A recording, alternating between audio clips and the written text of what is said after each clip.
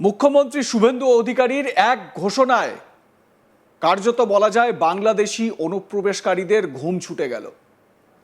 দীর্ঘ প্রায় ১.৫ দশকের অপেক্ষার অবসান।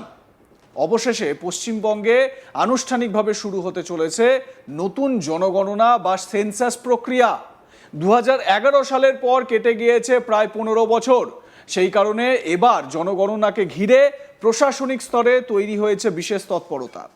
২০২৭ সালের এই বৃহৎ জনগণনা কিভাবে পরিচালিত হবে, কতটা দ্রুত ও নির্ভুলভাবে কাজ সম্পন্ন করা যাবে এবং কিভাবে আধুনিক প্রযুক্তির সাহায্যে পুরো প্রক্রিয়াকে আরও স্বচ্ছ করা সম্ভব, সেই সমস্ত বিষয় খতিয়ে দেখতে শুক্রবার নবান্নে অনুষ্ঠিত হলো এক গুরুত্বপূর্ণ উচ্চ পর্যায়ের বৈঠক। রাজ্যের প্রধান জনগণনা আধিকারিকদের উপস্থিতিতে হওয়া এই বৈঠকে সভাপতিত্ব করেন মুখ্যমন্ত্রী। প্রশাসনিক সূত্রে খবর, স্বাধীনতার পর দেশের অষ্টম এবং সামগ্রিকভাবে ষোড়শ জনগণনা হিসেবে ২০২৭ সালের সেন্সাসকে অত্যন্ত গুরুত্ব দিয়ে দেখা হচ্ছে। কারণ এই জনগণনার তথ্যের উপর ভিত্তি করেই আগামী দিনের একাধিক সামাজিক ও প্রশাসনিক পরিকল্পনা তৈরি হবে। নবান্ন সূত্রে জানা গিয়েছে, এবারের জনগণনা সম্পূর্ণ ডিজিটাল পদ্ধতিতে করার প্রস্তুতি নেওয়া হয়েছে। তথ্য সংগ্রহ থেকে শুরু করে তথ্য সংরক্ষণ সব ক্ষেত্রেই প্রযুক্তির ব্যবহার বাড়ানো হবে। প্রশাসনের দাবি, এতে যেমন কাজ দ্রুত সম্পন্ন হবে, তেমনই ভুলভ্রান্তির সম্ভাবনাও অনেক কমে যাবে। একই সঙ্গে তথ্যের স্বচ্ছতা বজায় রাখাও সহজ হবে। বৈঠক শেষে সাংবাদিকদের মুখোমুখি হয়ে মুখ্যমন্ত্রী শুভেন্দু অধিকারী জানান, আগামী ১ আগস্ট থেকে শুরু হবে জনগণনার কাজ এবং তা চলবে আগামী বছরের ফেব্রুয়ারি মাসের শেষ পর্যন্ত। নির্ধারিত সময়ের মধ্যেই এই বিশাল কর্মযজ্ঞ শেষ করার উপর জোর দিয়েছেন মুখ্যমন্ত্রী। তিনি বলেন, সময়ের মধ্যে জনগণনার কাজ শেষ করতে হবে। জনগণনায় সকলের অংশগ্রহণ অত্যন্ত গুরুত্বপূর্ণ। তিনি আরও বলেন, পশ্চিমবঙ্গের ক্ষেত্রে জনগণনা অত্যন্ত তাৎপর্যপূর্ণ। সীমান্ত এলাকায় দীর্ঘদিন ধরে ফেন্সিং সম্পূর্ণ না হওয়ায় রাজ্যের জনবিন্যাসে পরিবর্তন এসেছে বলেও মন্তব্য মুখ্যমন্ত্রী। তার দাবি, সীমান্তবর্তী বহু এলাকায় জনসংখ্যার চরিত্র বদলেছে এবং তার সঠিক তথ্য জনগণনার মাধ্যমেই সামনে আসবে। পাশাপাশি তিনি জানান, সীমান্ত এলাকার বহু মানুষ ফিরে যাওয়ার জন্য লাইন দিচ্ছেন। প্রশাসনের কাছে তথ্য রয়েছে এবং তিনি বলছেন, এরা কেউ ভারতীয় নয়, এরা সব বাংলাদেশি অনুপ্রবেশকারী। কি বলেছেন মুখ্যমন্ত্রী নবান্নে, শোনাবো আপনাদের। আপনাদেরকে আমাদের সেন্সাস ডাইরেক্টর আমাদের ডক্টর রশ্মি কমল তিনি বিস্তারিতভাবে বলেছেন জনস্বার্থে। আমি আপনাদের মাধ্যমে সবাইকে অনুরোধ করব যে এই যে প্রক্রিয়া চলবে আমাদের 1 আগস্ট থেকে ফেব্রুয়ারির এন্ডের মিডনাইট অবধি, এই পুরো প্রক্রিয়াতে সবাই মিলে এটাতে অংশগ্রহণ করবেন, কোঅপারেশন করবেন। যে নতুন দুটো সুবিধা এই প্রথম আমরা সেন্সাসে, লাস্ট সেন্সাস 2011-এ হয়েছিল, তারপরে আমরা নতুন দুটো সুবিধা ভারতবর্ষ জুড়ে দেওয়া হচ্ছে এবং ভারতের বিভিন্ন রাজ্যে ইতিমধ্যে এই প্রক্রিয়া অনেকটা এগিয়ে গেছে, আমরা অনেকটা পিছিয়ে গেছি। আমাদেরকে উইদিন দ্য স্টিপুলেটেড টাইম, যে টাইম ফ্রেম আজকে ডিক্লেয়ার করেছেন ম্যাডাম কমল, সেটা আমরা পাবলিক এবং সবার সহযোগিতা আপনাদের মাধ্যমে চাইব যে 1 আগস্ট থেকে আমাদের 15 আগস্ট পর্যন্ত আপনারা সবাই এটা করবেন এবং তারপরে আপ টু 14 সেপ্টেম্বর পর্যন্ত এই যে স্কোপটা আছে সেটা আপনারা সবাই কাজে লাগাবেন। তাতে এবারে প্রথম ডিজিটালি হচ্ছে, আর আমাদের সেলফ এনুমারেশন করার একটা স্কোপ যেটা এর আগে ছিল না, সেটাও আমরা পাচ্ছি।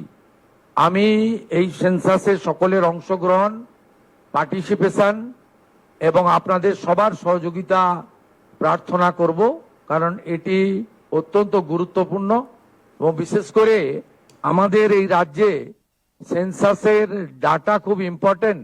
কারণ আমাদের রাজ্যে প্রায় অ্যাপ্রক্স 600 কিলোমিটার বর্ডার এলাকা বাংলাদেশের সঙ্গে, সেখানে ফেন্সিং না থাকার জন্য এবং আর্লিয়ার স্টেট গভর্নমেন্ট বিএসএফ কে ল্যান্ড না দেওয়ার ফলে আমাদের রাজ্যে অনেকটা ডেমোগ্রাফি চেঞ্জ হয়ে গেছে। আপনারা কয়েকদিন ধরে টিভিতে দেখছেন যেভাবে বাংলাদেশ বর্ডার এলাকাতে মানুষজন ফিরে যাওয়ার জন্য লাইন দিচ্ছেন, দে আর নট ইন্ডিয়ান, এবং এদের নাম সেন্সাসে আসতে গেলে যে যে তথ্য বা ডকুমেন্ট লাগবে সেগুলো ওরা দিতে পারবে না। তাই সেন্সাস খুব ইম্পর্টেন্ট আমাদের রাজ্যের জন্য, কারণ এই রাজ্যে ডেমোগ্রাফি অনেকটা চেঞ্জ হয়ে গেছে। শুনলেন তো মুখ্যমন্ত্রীর বক্তব্য। নবান্ন থেকে তিনি এই সেন্সাস ঘোষণা বা সেন্সাসের কাজ শুরু হওয়ার যে ঘোষণা সেই করতে গিয়ে তিনি বলছেন আমাদের রাজ্যের ডেমোগ্রাফি অনেক চেঞ্জ হয়ে গিয়েছে। মুখ্যমন্ত্রীর বক্তব্য, নতুন জনগণনার তথ্য হাতে এলে রাজ্যের বিভিন্ন সামাজিক প্রকল্প আরও কার্যকরভাবে পরিচালনা করা সম্ভব হবে। কোন এলাকায় কত মানুষ বসবাস করছেন, তাদের আর্থসামাজিক অবস্থা কি, কোথায় উন্নয়নের প্রয়োজন বেশি, সেই সমস্ত বিষয় স্পষ্টভাবে জানা যাবে। ফলে সরকারি পরিষেবা পৌঁছে দেওয়া আরও সহজ হবে বলেই মনে করছে প্রশাসন। সব মিলিয়ে দীর্ঘ 15 বছর পর পশ্চিমবঙ্গে নতুন জনগণনা ঘিরে প্রশাসনিক প্রস্তুতি এখন তুঙ্গে।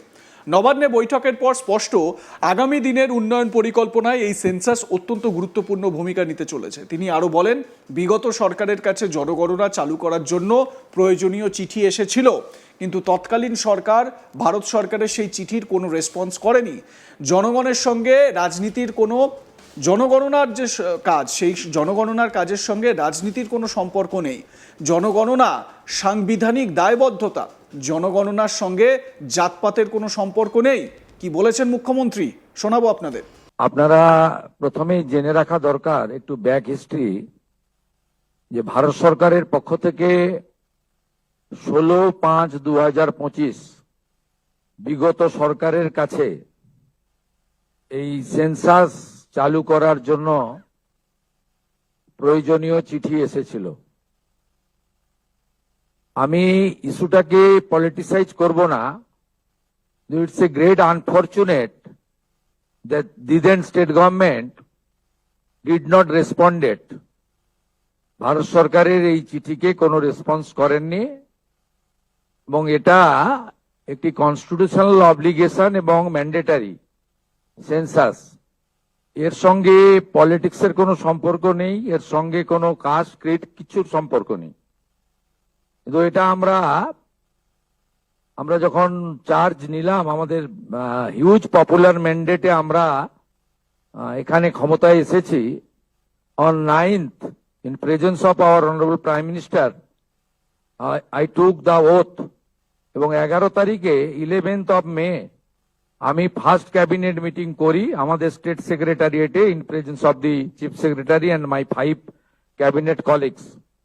সেখানে আমরা অনেকগুলি হিস্টোরিক ডিসিশন নিয়েছি। তার মধ্যে এটা যদিও ক্যাবিনেটে ছিল না, এটাই অ্যাডমিনিস্ট্রেটিভ ডিসিশন। এখানে চিফ সেক্রেটারি নিজেই ডিসিশন নিতে পারতেন। এক্ষেত্রেও অত্যন্ত খারাপ একটা ইনসিডেন্ট তৈরি হলো অন রেকর্ড, যে the then time chief secretary. Like, comment, share করে আপনাদের মতামত জানান। দেখতে থাকুন আজ তাক বাংলা। সাবস্ক্রাইব করুন আমাদের ইউটিউব চ্যানেলটি।